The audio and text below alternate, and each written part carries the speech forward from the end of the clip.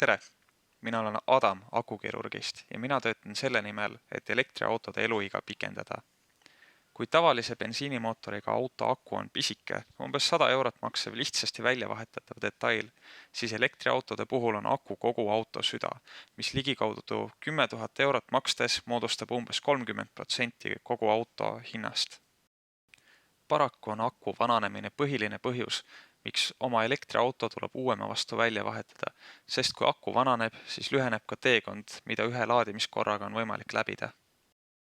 Siin tuleb appi akukirurg, kes vahetab välja teie aku kulunud mooduleid uuemate vastu ning seeläbi saate jälle autoga pikemaid teekondi ette võtta. Aga vaatame lähemalt, milline näeb välja üks tüüpiline elektriauto aku. Aku koosneb mitmekümnest moodulist, mida on võimalik välja vahetada. Kui võtta aku kulunud moodulid ja asendada need mõne teise aku paremate moodulitega, siis on võimalik auto sõiduulatust laadimiste vahel suurendada tervelt 20%. Eestis on praegu 1400 elektriautot, neist vähemalt 300 on meie potentsiaalsed kliendid. Kuna elektriautode turg on plahvatuslikus kasvus, siis lähiaastatel on oodata meie kliendibaasi kiiret kasvu. Praeguseks oleme sõlminud juba 3 elektriauto remontimiseks kokkulepped. Kes on meie lähimad konkurendid?